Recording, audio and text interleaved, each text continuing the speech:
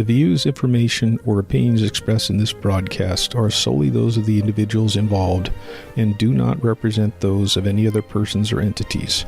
Furthermore, some of the activities discussed might be dangerous or illegal. Attempt them at your own risk.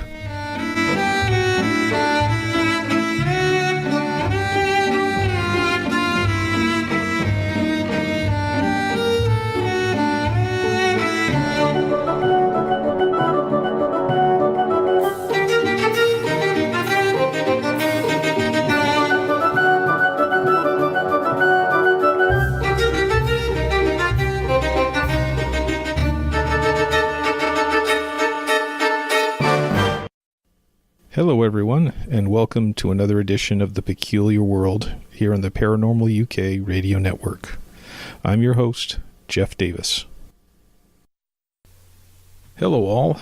Tonight's topic is food. Not just any food, but old food, or the question of how long can it last. For instance, what is the shelf life of a Hostess Twinkie? A year? 10 years? The answer is surprising and not quite what urban legends would have led us to believe. Before the Hostess company went bankrupt, the Twinkies they produced had a shelf life of about 25 days. Now in the day of the new Twinkie, they last about 45 days or so before they harden and turn into styrofoam. What about foods that last longer than we expect? My father's elderly, and sometimes he has people come to clean his house. About 2 years ago, he received a note and a bill from his garbage company. They warned him about overloading his garbage can with heavy cans and charged him extra money for being overweight. He asked his new housekeeper what was going on, and it turned out that she'd thrown out most of the canned goods in his pantry. I'm not sure what labeling is like in England, where my show is heard on the Paranormal UK radio network, but in the United States, most canned goods have a best by date stamped somewhere on them. Most of us figure that's just a marketing gimmick to get us to throw out our canned goods. Which apparently worked in this case. Unfortunately, she threw out several large cans of disaster food, which had a guaranteed shelf life of 25 years. Dad was not happy, but the store was happy when he went back and bought a new stock. How long can food last and still be edible, if not great tasting? Far longer than some people might think. I remember my younger days in the Army, in the mid-1980s, which makes me old. We were eating sea rations, the canned combat food, which were created in the late 1960s for the Vietnam War, and of course prior to that. But it was in the 1960s that the dates were stamped on the case. So I'll have to take and trust the government on that one. Somewhere around my house, I have a cardboard box with instant macaroni and cheese in it. That expired in the 1970s. Let's look for some other examples, extreme examples of food and food-related items. It's just me here with you tonight. Between the two of us, 3 or 4 of us, I guess I'm going to talk a little bit like the archaeologist I used to be. Food, ancient food. Most people will tell you that our ancestors, at the end of the last ice age, were probably hunters and gatherers to begin with. And then over time, resources got pretty darn scarce, and people had to do things like start domesticating animals and plants. So we get pastoralists, and we get farmers eventually. But going backward, wild native foods. A lot of people, even if they made their, quote, living off of their cows, their sheep, their goats, or their small field of einkorn wheat, a lot of them still gathered these wild plants and other products such as honey, which has kind of a mystical quality about it when you talk to people. Some people prefer honey to sugar or any other kind of natural or artificial sweetener. Me, not so much a sweet fan. Therefore, I owe a lot to Smithsonian Magazine, Smithsonian.com, and author Natasha Geiling, who wrote an article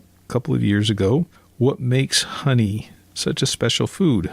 And she writes, modern archaeologists excavating ancient Egyptian tombs have often found something unexpected among the tomb's artifacts. Pots of honey, thousands of years old, and yet still preserved. Through millennia, the archaeologists discover the food remains unspoiled, an unmistakable testament to the eternal shelf life of honey. There are a few other examples of foods that keep indefinitely in their raw state. Salt, which actually is a compound or mineral, sugar, dried rice are a few, but there's something about honey. It can remain preserved in a completely edible form, and while you wouldn't want to chow down on raw rice or straight salt, one could ostensibly dip into a 1,000-year-old jar of honey and enjoy it without preparation, as if it was a day old.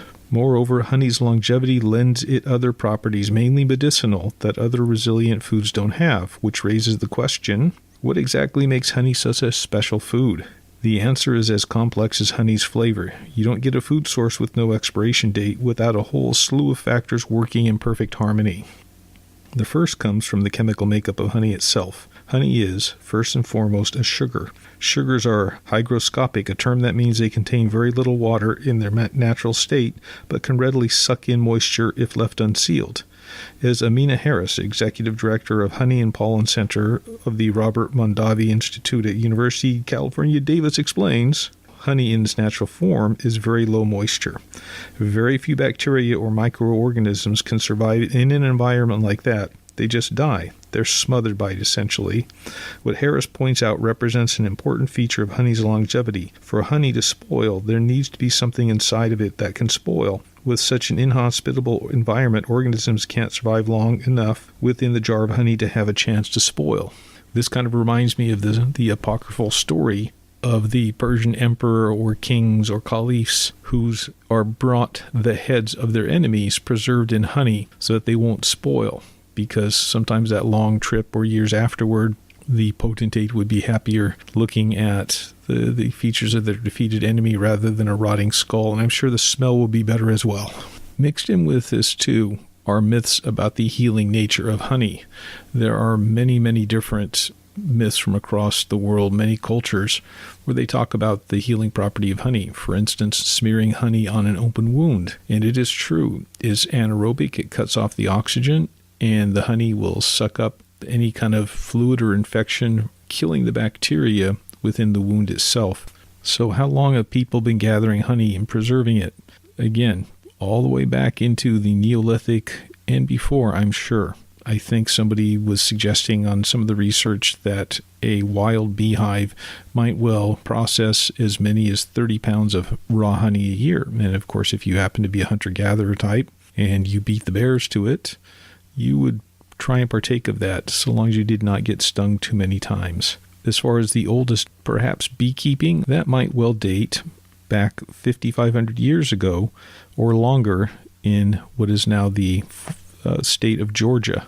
Not in the United States, but Georgia in Eurasia. There's an article on EurasiaNet.org, reports Georgia unearths the world's oldest honey, and it dates to 2012. Georgians have long laid claim to being the first winemakers in the world, but could they also be the pioneer beekeepers?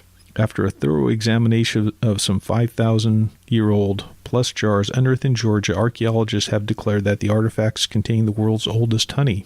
The honey stains found in the ceramic vessels found 170 kilometers west of Tbilisi are believed to be made by bees that buzzed around Georgia 5,500 years ago, some 2,000 years older than honey found in the Egyptian pharaoh Tutankhamun's tomb, which had been considered the oldest before.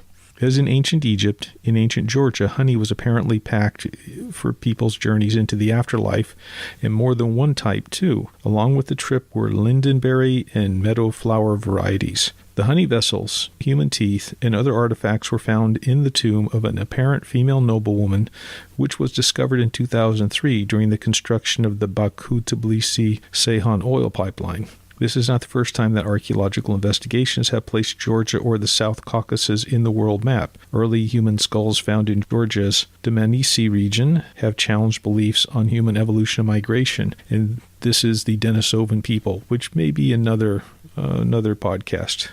So we've got clay pots where somebody had put honey inside of it, and they examined the residue and found that it matched it. Now, in the previous article I read, they talked about people have been able to eat honey thousands of years later. I have not heard a credible person saying that, and most archaeological investigations, those are artifacts. Those are extremely valuable artifacts. So would they actually allow people to eat them?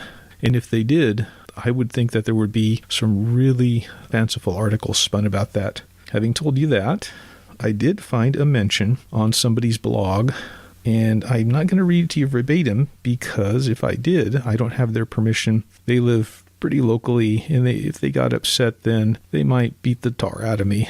So let me summarize a little bit about this, okay? according to this post, which came off of a, not exactly a chat line, the author wrote that I think about 15 years ago, he was on an archaeological dig in what's now northern Israel. And in the dig, they came across 2 sealed clay jars or pots. Now, in the archaeological context, these were pre-Hellenistic, that is, before Alexander the Great. So that would have been 350 plus BC, or about 2,500 years old. Now, according to what he posted, the dig boss, I guess, opened one of the jars and offered everybody an opportunity to taste if they dared. And some people dared him to, so of course he did. And he said that when he did, it tasted just like normal honey and didn't think anything about it, suffered no ill effects. Now, sometime later, they went back to the United States and they were doing lab testing and they were getting the results, and he and most of the other people from the dig were there. And it just so happened that the archaeologist came in and said, "Oh, I got some of the results from the analysis of the jar and the honey and the other things that were in there." And it turned out, according to this person, that the lab director, the dig boss, said, "Oh, by the way, in the jar that everybody tasted, apparently there was a fetal child, premature, who had died, and they put the child at the bottom of the jar, and then they covered the rest of it up with honey. And nobody saw the remains because they had dissolved in the honey." So he ended up eating a 2,000-year-old baby. I don't know if that's true. Can't say it isn't, but it sure is peculiar, isn't it, to even think about it? Now, the next story, true story, is a little bit of a mix of some of my life experience as well as continuing with the legacy of honey in ancient Egypt. Now, these days, we get our canned food out of cans. The modern practice of what we call canning began using glass jars and bottles. Some people still preserve food that way today. Canning involves cooking food at high temperatures, which creates gases in the container, which is lightly sealed. The gases push out through the lid. Now, take it off the heat. As that still hot food cools, the air inside the can seals the container, keeping out germs which cause food to spoil. I can myself, actually. Usually it's tomatoes in season. Now, there's an ancient accidental incidence of this kind of food preservation from Egypt. Oh, by the way, last night I finished off the remains of some braised beef tips that I canned about 8 years ago, and I'm still up and running. Now, the title of this article is "The Oldest Cake?" from the grave of Pepi Onk. And this came from alimentarian.org. And it's part of their collection. Now, the Alimentarian is in Vevi, which I think is either in Austria or Germany.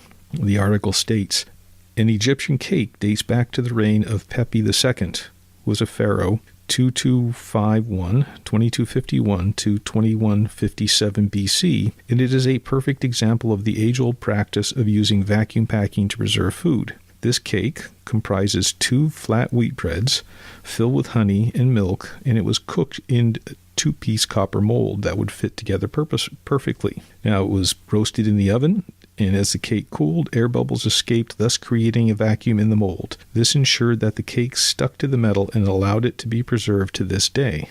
Well protected in this copper mold, this cake was a perfect offering to accompany and feed the dead during their journey into the afterlife. Bread is a symbol of renewed life and thus played an important role in the funeral rites of Egypt at the time. This explains why the cake was discovered in 1913 in Myre in the tomb of Pepi Onk, an important member of the governing family." So, here you've got grave goods, and I'm sure the archaeologists, although they kind of rubbed their hands with glee and said, "Look, we've got a sealed container, let's see what's inside." And they had to actually pry that 2 pieces apart. And there's a photograph, it looks sort of like a clamshell. And when they did, they found the cake, which is all dried up. I think that was even in the Guinness Book of Records as the oldest preserved food. I leave that as a question mark. If I'm wrong, I'm sure somebody will eventually send me an email correcting me. Remember, my email address is jddavis, JDDAVIS, @rocketmail.com. So, let's continue with more old and peculiar foods, huh? In the 1980s, I was just studying archaeology, not doing it by that time. And of course, the question always asked in those days, to me and by others, was, how old is this stuff? That's not so easy to answer in the Pacific Northwest about stone tools like arrowheads. where the native peoples used bows and arrows all the way into the late 1800s. However, food always seemed to be a newer thing. We never found very much in the remains of food, so it kind of became a moot point, which is why this story interested me. Somewhere in my scrapbooks, I have newspaper clippings about archaeology and history. One clipping I can't find now, but it still relates to, of all things, cheese. Supposedly, people digging in a peat bog in the British Isles found a large wicker basket buried in the peat bog. Inside the basket, they found a single cheese that weighed about 100 pounds, and they estimated it was buried 1,500 years ago, or about 500 AD. Since then, I've come across a lot of other stories about much older dairy foods, both in the British Isles and elsewhere. It's collectively called bog butter or bog cheese, depending on which part of the dairy product you happen to be preserving. And I went through irishtimes.com, butter and bog maybe 2,500 years old, as well as there's a Daily Mail article, I believe real butter, workers 3,000-year-old barrel of butter of Irish peat bog. Is actually not that uncommon of a find for turf cutters in Ireland either. As Smithsonian Magazine noted, a 3,000-year-old, 3-foot-wide barrel stuffed with 70 pounds of bog butter was found in 2009. Even more shocking, turf cutters found a 5,000-year-old keg containing 100 pounds of butter in 2013. People have actually been stumbling on bog butter for at least 2 centuries. In 1892, in the Journal of the Royal Society of Antiquaries of Ireland, the Reverend James O'Laverty recounts finding a lump that still retains the marks of hand and fingers of the ancient dame who pressed it into its present shape, and that tastes something like cheese. In her article, Bog Butter, A 2,000-Year History, in the Journal of Irish Archaeology, Caroline Earwood wrote, "It is usually found as a whitish solid mass of fatty material with a distinctive, pungent, and slightly offensive smell." Yummy. It is found either as a lump or in containers which are often made of wood, but includes baskets and skins. And I have a link for the article if you want to try and download it. I'm not going to try and read it off here because it involves all kinds of hash marks and numbers and other symbols. So you'll have to email me again at jddavis@rocketmail.com. No one is sure exactly why the butter was buried in bogs. Some think it was sometimes an offering to the gods, but evidence strongly suggests it was a method of preservation. Bog butter doesn't contain salt, which was often used as a means of preserving food before modern refrigeration. The bogs, which were essentially cold water swamps, and their native peat do a fine job of keeping food fresh. A University of Michigan researcher found that meat left in a bog for 2 years was just as preserved as meat kept in his freezer, the university record reported in 1995. I'm curious as whether or not he tried cooking and eating it. Peat is compressed plant matter, which nature reported is both cool and contains little oxygen while remaining highly acidic, involving it to act as a sort of refrigerator. That seems to work. Saviana Donahue, curator of the Cavan County Museum, who sent Conway's butter lump to the National Museum of Ireland, said it smelled like, well, butter. It did smell like butter. After I had held it in my hands really did smell of butter, Donahoe told UTV Ireland. There was even a smell of butter in the room it was in. In fact, peat bogs are such wonderful environments for preserving organic matter, they've been known to almost perfectly mummify corpses. Hundreds of bog bodies have been found during the past 2 centuries, according to USA Today. The oldest one on Earth is the preserved skeleton called the Kolbjerg woman, which dates to about 8,000 BC. I can tell this is going to be the subject of another talk, isn't it? Now, all other bodies, though, retain their skin and internal organs. The Toland man, for example, still had his leathery skin intact when he was found in Denmark and is considered by some to be most well-preserved body ever found from prehistoric times. He was so well preserved that the men who found him thought that they had stumbled on a modern murder scene. He was actually about 2,400 years old. Given that level of preservation, most of the butter is edible. Irish celebrity chef Kevin Thornton, who owns the Michelin-starred Thornton's restaurant in Dublin, claimed to have tasted a 4,000-year-old sample of bog butter. I was really excited about it. We tasted it, he told the Irish Independent in 2014. There's fermentation, but it's not fermentation because it's gone way beyond that. Then you get this taste coming down or right through your nose. Andy Halpin, assistant keeper of the Caravan Museum's Irish Antiquities Division, said one could probably eat the butter, though he's not sure why one would. Theoretically, the stuff is still edible, but we wouldn't say it's advisable, Halpin told the Irish Times. Curious as to what it might taste like, Ben Reed, head of the culinary research and development at Nordic Food Lab, created his own bog butter, albeit one aged for a bit less time than aforementioned. He wrote of the flavors.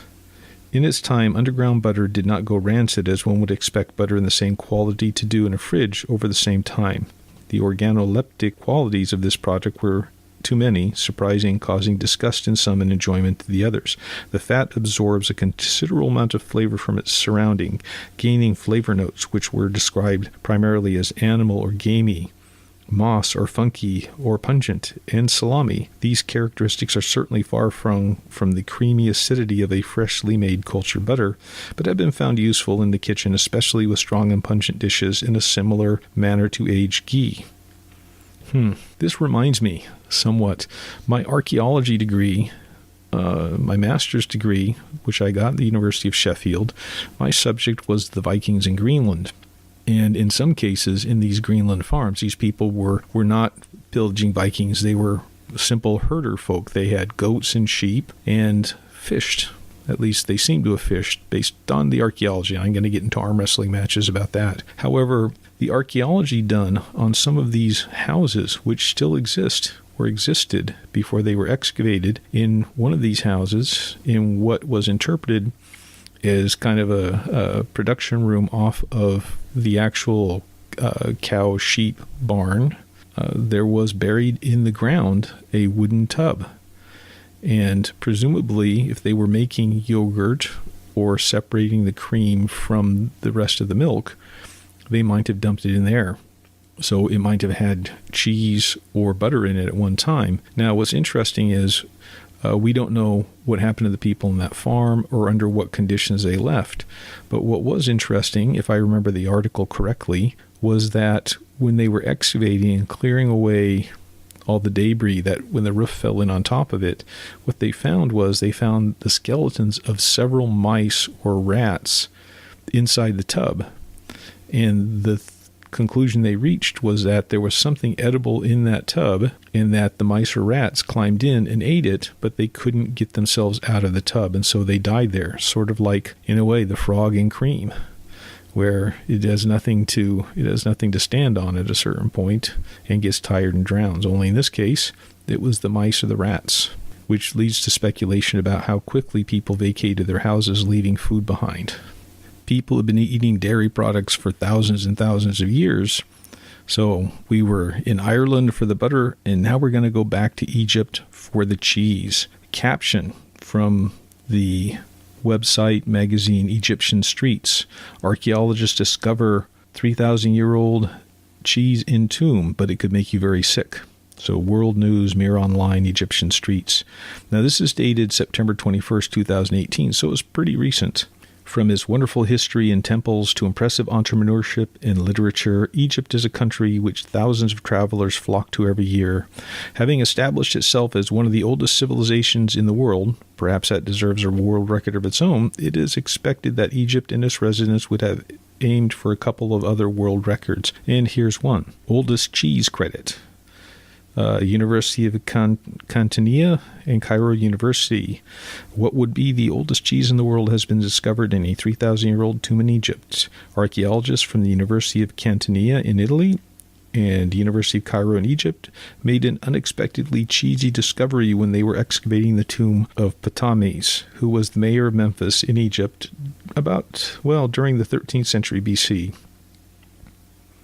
The cheese, which was found wrapped in canvas inside a broken jar, may be the oldest ever to be discovered. The Journal of Analytical Chemistry described the ancient food as probably the most ancient archaeological solid residue of cheese ever found to date. Quite a mouthful for the oldest cheese ever.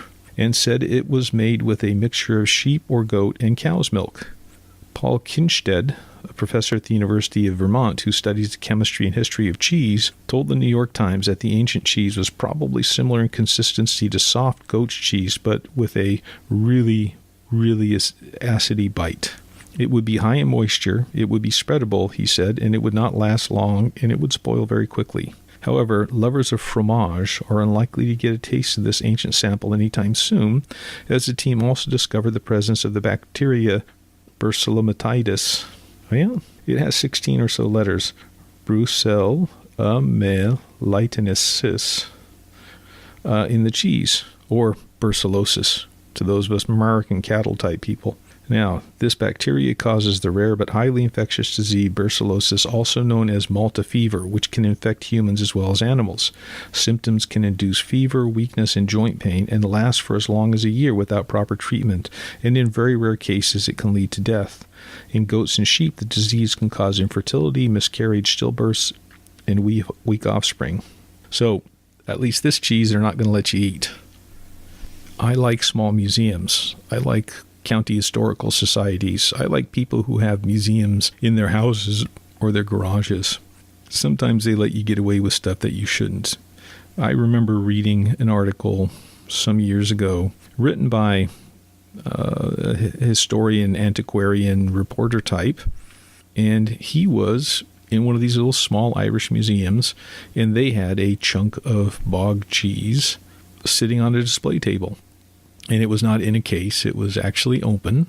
And he wandered in, he was the only one there, and he looked around and saw that a chunk of it, or crumbles of it, had fallen off kind of onto the outer edge of this table. So there was no one in the room with him, so he very quickly, I'm sure his eyes were going left, right, making sure he wasn't caught. And he ended up picking up that small piece of cheese and popping it into his mouth.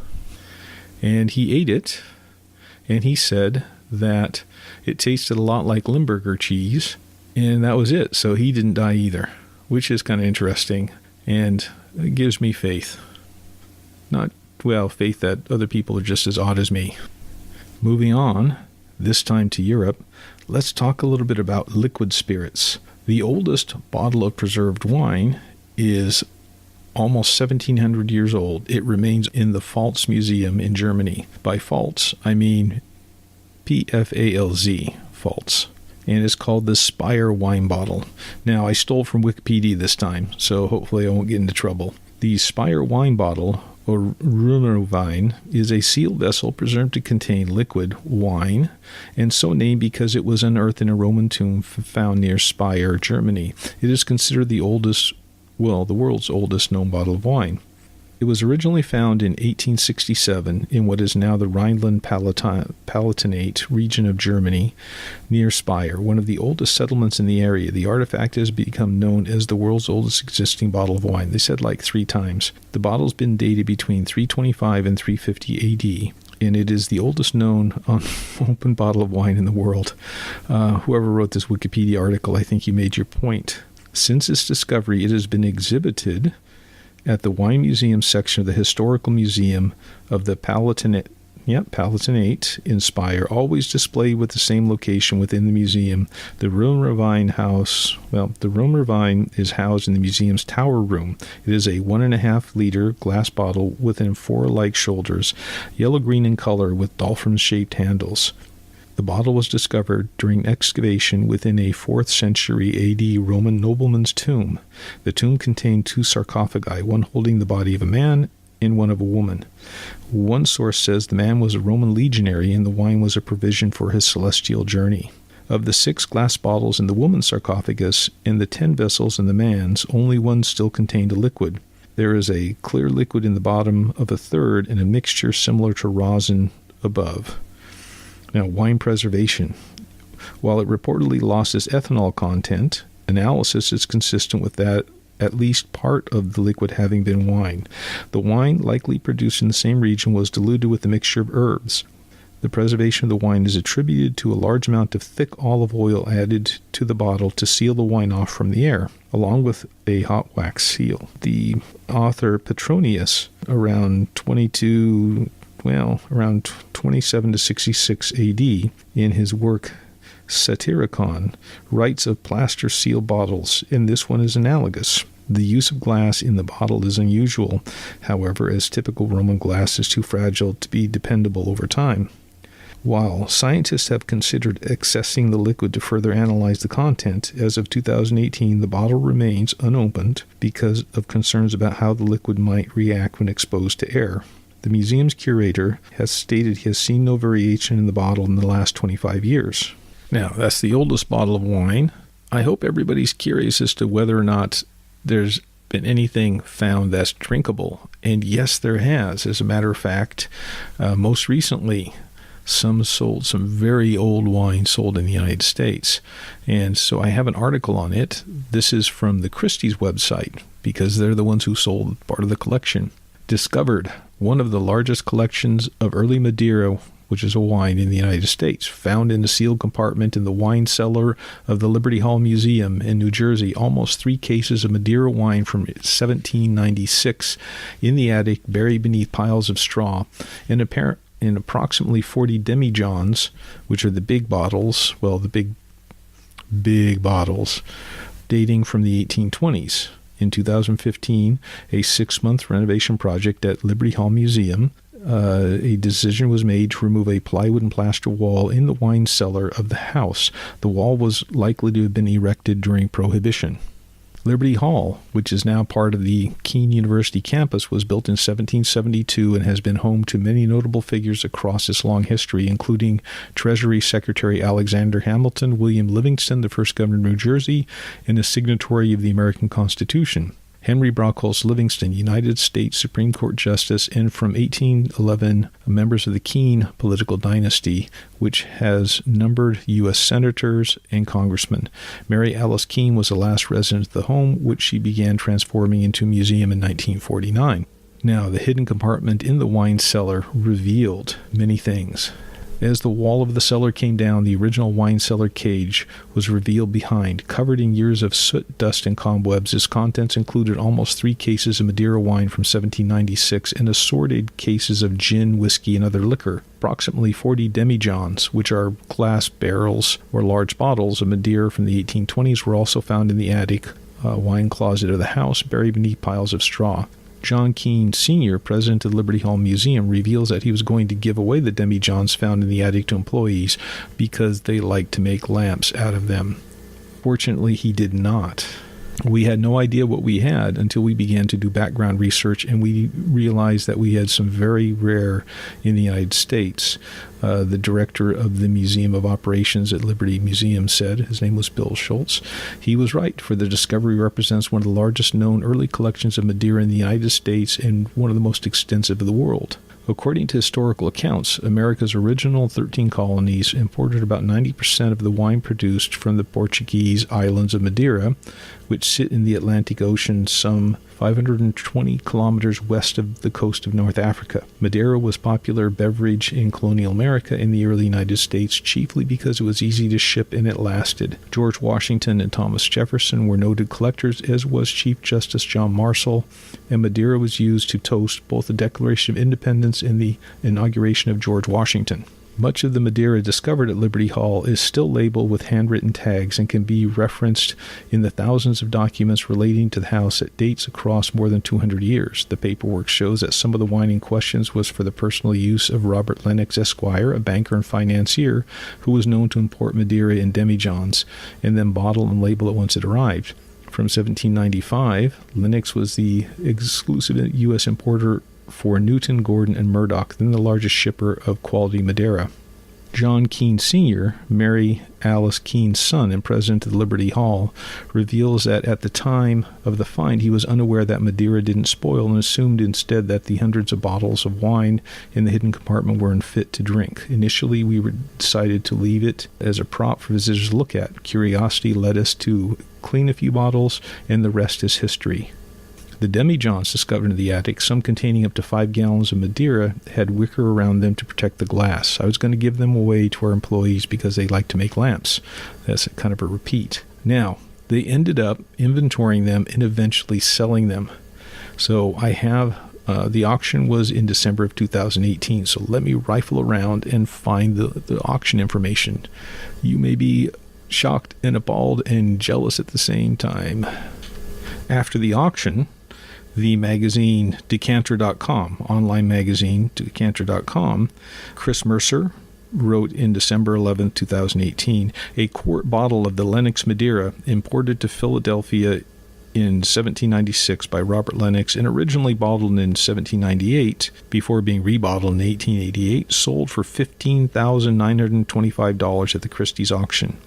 2 more bottles of the same fortifying wine fetched $14,700, meaning that all three lots sold for close to double Christie's pre-sale estimates of $8,000. Christie's results for the 7 December auction also showed that several bottles of the Lenox Madeira beat pre-sale estimates. All were from a large collection of Madeira wines discovered in the wall during the renovation of Liberty Hall Museum. Another larger bottling, a 5-gallon demijohn of Old Cercial Madeira, 1846, fetched $39,200 at the auction. The wine had a nose of fudge, violet, straw, vanilla, and vintage furniture wax, according to the pre-auction tasting notes of Edwin Voss, head of the wine sales for continental Europe at Christie's. I'm not so sure I'd want to drink furniture wax, but that's just me. What about you all? And it goes on. They talk about a single lot containing 9 quarts of J.H. Beam Old Southern Brook Mill Sour Mash dated 1912 that fetched $26,950. That was way over the high estimate of $5,000 originally. And that's not all. In 2015, Tanya Lewis, a staff writer for Life Science magazine and lifescience.com, wrote, 170-year-old champagne recovered from the bottom of the sea. Every wine connoisseur knows the value of aged wine, but few get the opportunity to sample 170-year-old champagne from the bottom of the sea. In 2010, divers found 168 bottles of bubbly while exploring a shipwreck off the Finnish Åland archipelago in the Baltic Sea. When they tasted the wine, they realized it was likely more than a century old. A chemical analysis of the ancient libation has revealed a great deal about how this 19th century wine was produced. After 170 years of deep-sea aging in close to perfect conditions, these sleeping champagne bottles awoke to tell us a chapter in the story of winemaking, the researchers wrote in the study published on April 20th in the journal Proceedings of the National Academy of Sciences. In the study, led by Philippe Gendon, a professor of food biochemistry at the University of Reims Champagne-Ardenne in France, researchers analyzed the chemical composition of the wine from the shipwreck and compared it to that of modern champagne. Unexpectedly, we found that the chemical composition of this 170-year-old champagne was very similar to the composition of modern champagne. However, there were few notable differences, especially with regard to the sugar content of the wine. Engravings on the part of the cork touching the wine suggested it was produced by the French champagne houses of, I am not going to even try and pronounce them, but they think they know who produced it. The 170-year-old beverage had a sugar content of about 20 ounces per gallon, or 150 grams per liter, whereas today's champagnes have only about 0.8 ounces to the gallon, or 6 to 8 grams per liter. The high sugar content was characteristic of people's tastes at the time, the researchers said. In fact, 19th century Russia, it was common for people to add sugar to their wine at dinner. This is why they decided to create a specific champagne with about 300 grams of sugar per liter, which is about 6 to 7 times the sugar content of Coca-Cola. Ugh. In addition, the champagne contained higher concentrations of certain minerals, including iron, copper, and table salt, than modern wines. The wine likely contained high levels of iron because 19th century winemakers used vessels that contained metal, the researchers said. The high copper levels likely came from the use of copper sulfate as an antifungal agent sprayed on the grapes, the beginning of what later became known as the Bordeaux mixture. Although one of the bottles from the shipwreck was contaminated by seawater, this was probably not the reason for the wine's high salt content. Rather, it was more likely coming from the salt-containing gelatin used to stabilize the wine. It had a spicy, leathery taste. I find myself wondering, why don't I get wine that tastes like grapes, huh? Now, the wine was found at a depth of more than 160 feet or 50 meters, where it's dark and exposed to constant low temperature, perfect for slow aging conditions for a good evolution of wine. And even now, vintners are experimenting with aging wine in seawater. Of course, this is not the only champagne that was lost and then recovered at sea. I have another article, and it does read peculiarly, what it's like to sip a century-old champagne from a shipwreck by a man named Chris Howell, and this was in February 2012 at stlmag.com.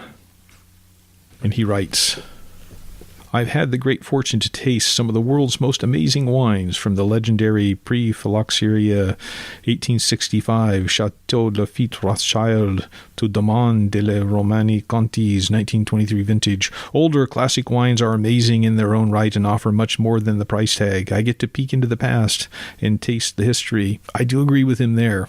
If you ever saw the movie Highlander, when he opens up the bottle of 200-year-old brandy and he pops the cork, he is smelling air that was trapped there 200 years earlier. The emotion the experience evokes and the excitement I feel are almost as powerful as the taste itself. Last fall, I may have experienced the most impressive wine yet, a champagne, and it's certainly the rarest.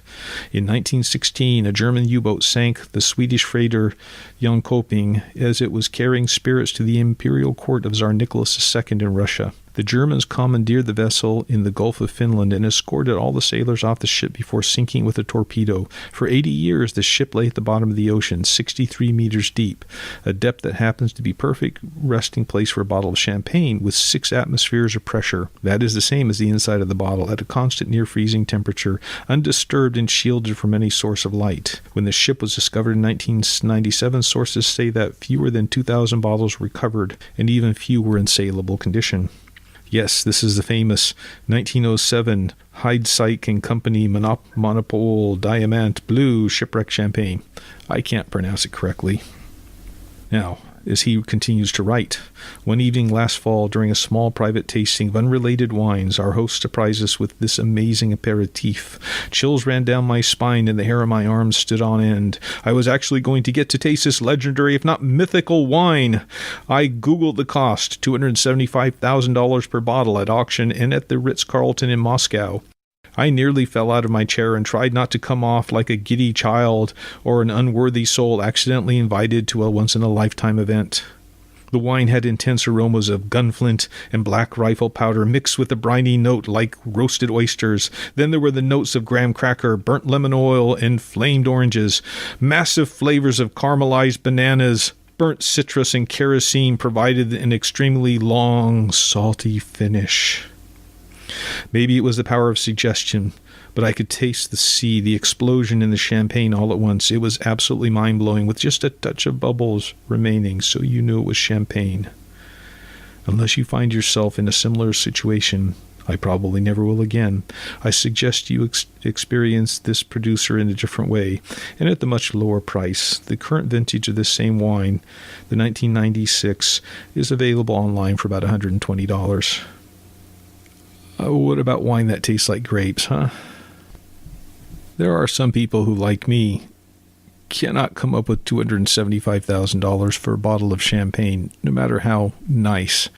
For instance, and it is old food, it is recreating old foods. Currently, if you go to the Danish National History Museum website, of course this is a couple years ago, but the Daily Mail, or the dailymeal.com, carried a story, 3,300-year-old beer recreated ancient coffin residue. So you used to be able to, if not still, visit the Danish National History Museum website, and for 5.2 euros, you could get a half-liter bottle of Egtvegpigens beer, which I can't pronounce, I know.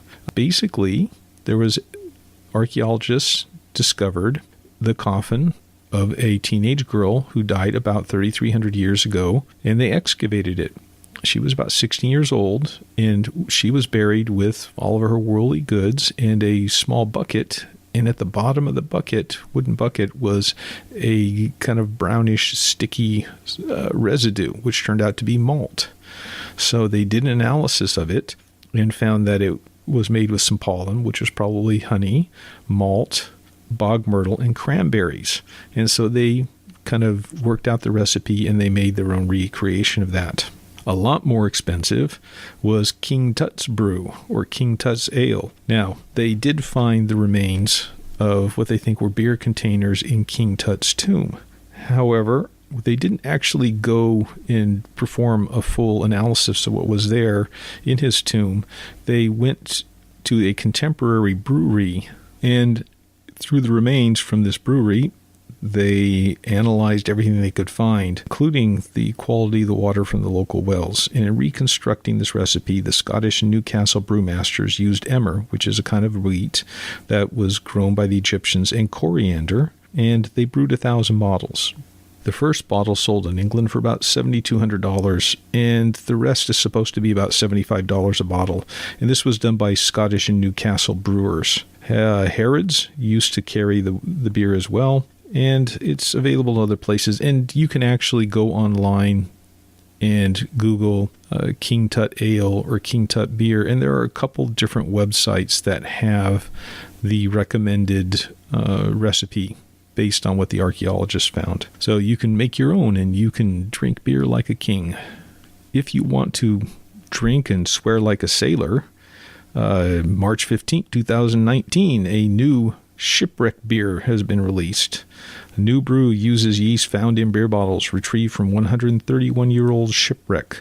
Divers dug 15 feet into the seabed to gain access to the ship's dining room. The yeast was then cultured in test tubes, but it took 2 years of experimenting to get it to taste just right. This is out of Albany, New York, and it's the Jamie Adams New Ale. It's not hoppy. Well, yeah, it's not hoppy, but has a compelling backstory, of course. So I think that's a little bit less expensive than $1,700 or probably $55. At least I hope so. For people who are aficionados of Scotch, it's easy to be a snob. And I confess, after making fun of the hints and notes and the fine nose of some of these old expensive champagnes and wines, I am one of these Scotch fans, and one of these people who swears by the river from which the water came, where the peat was dug, and how long the barley was malted before it was toasted. Some of these Highland distilleries are using the original stills custom built for their operations over 100, sometimes 200 years ago.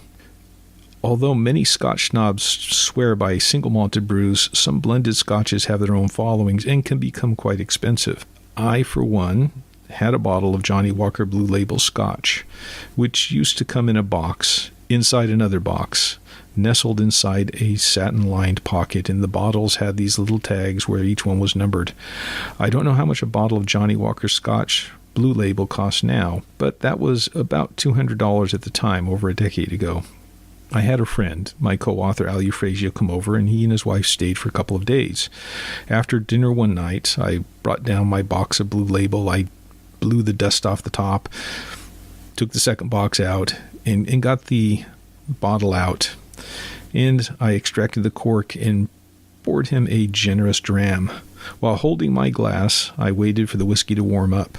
So I started talking about the process the distillers made to recreate identical tasting whiskeys out of these blends. I know, I was probably a bit boring, but out of respect for the golden liquid, I felt I was obliged. About 2 minutes into my dissertation, suddenly Al opened his mouth, raised his arm, and knocked back $30 worth of scotch in one gulp. "That was nice," he said as he put his glass down. You know, some people think I'm some kind of a clod, and I am at times about certain things, but I confess, at this point, I was pretty close to physical violence for the first time in a couple of years. And for those of you who are listening and wanting to hit Al yourselves for this wanton disrespect, the following story may raise some of your spirits. Now, this is about 10 years ago, and it's CBC-CA, so CBC Canada News, Shackleton's Whiskey Returned to the Antarctic Hut.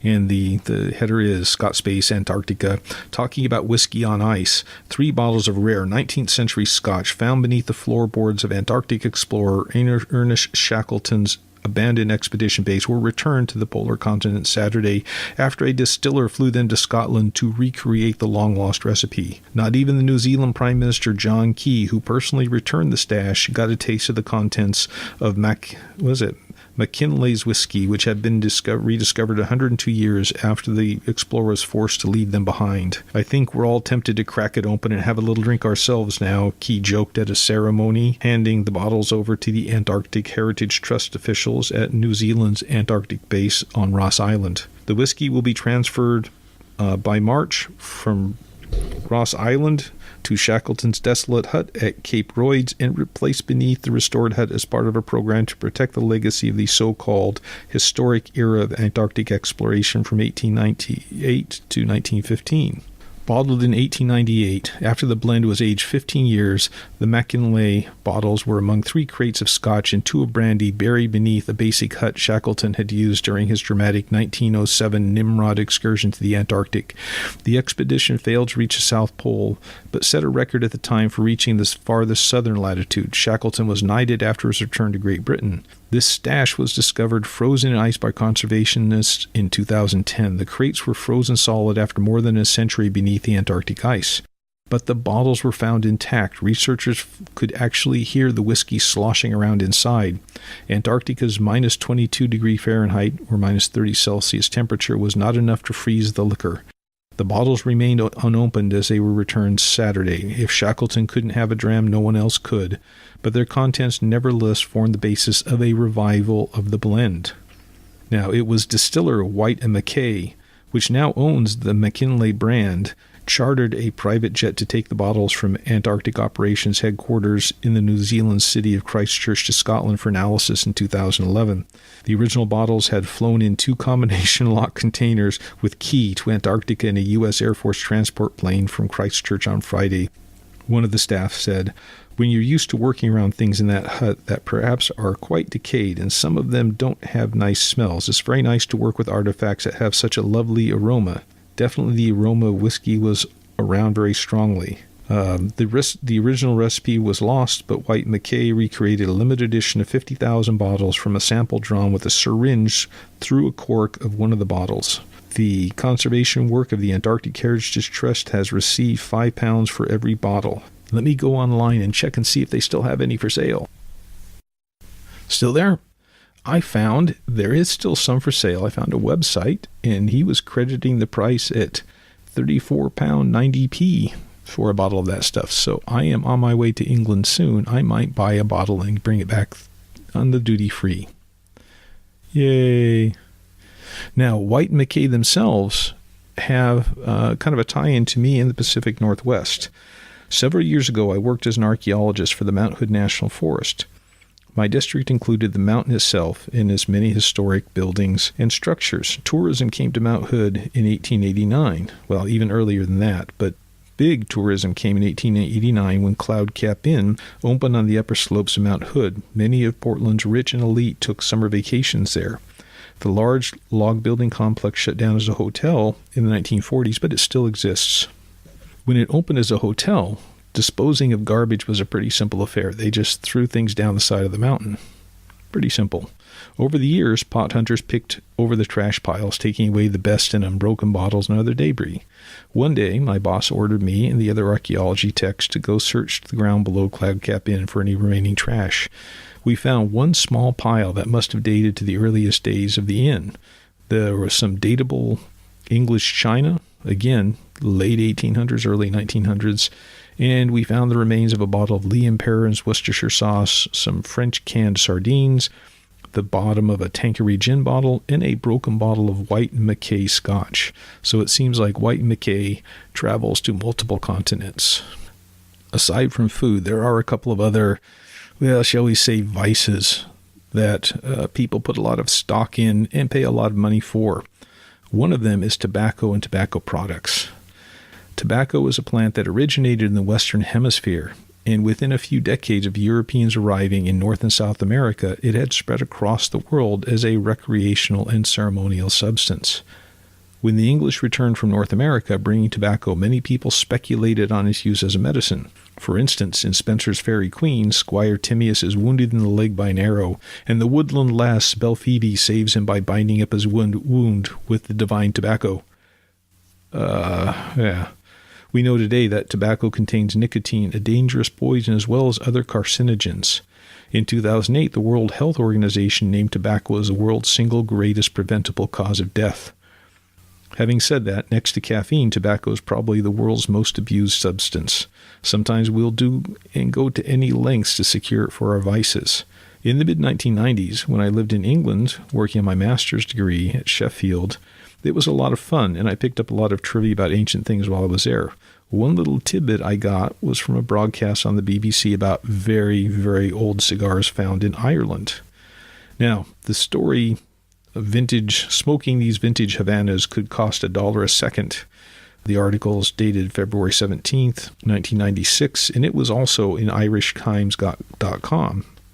A cache of 130-year-old Havana cigars found in Temple House, County Sligo, may be sold to an American collector for £1 million. The cigars, 500 of them in a sealed box, are part of a huge consignment that arrived in Ballymote from Havana in the early 1860s. They are believed to have been made from an entire tobacco crop on one estate in Cuba. The cigars are still in excellent smoking condition, according to Sandy Percival, who owns and runs Temple House.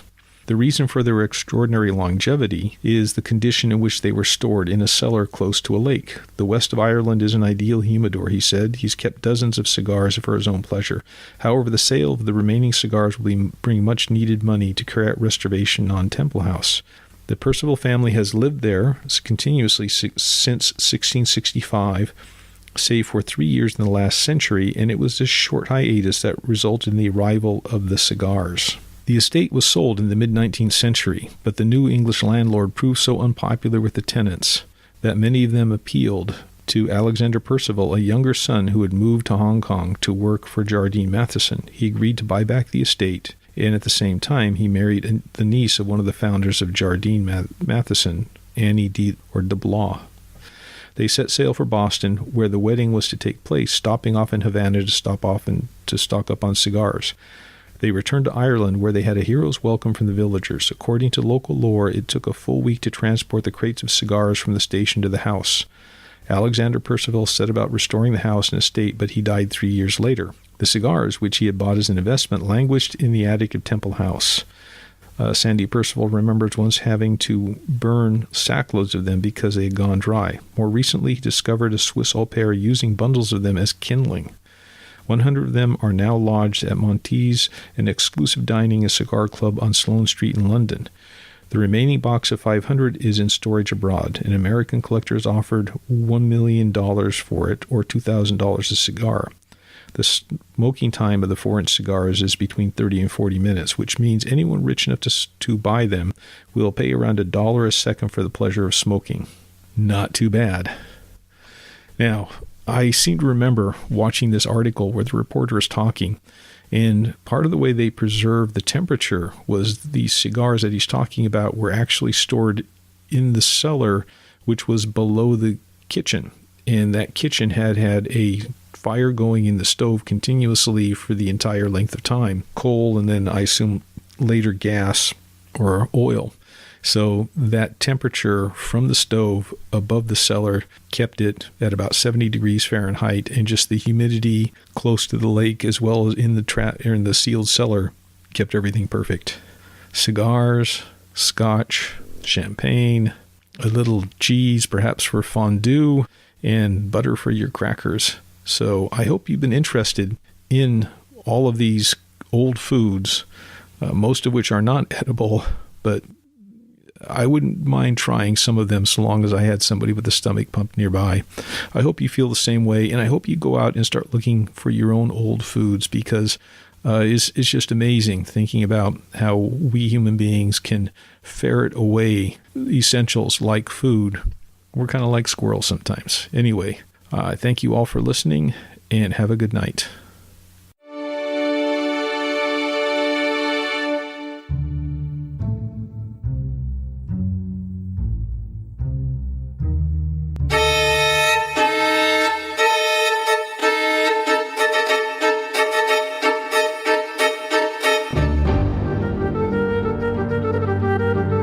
Our theme music has been Dance Macabre by Camille Saint-Saëns, performed by Kevin MacLeod. www.incompetech.com. Licensed under Creative Commons by Attribution 3.0. Thank you for listening to The Peculiar World here on the Paranormal UK Radio Network.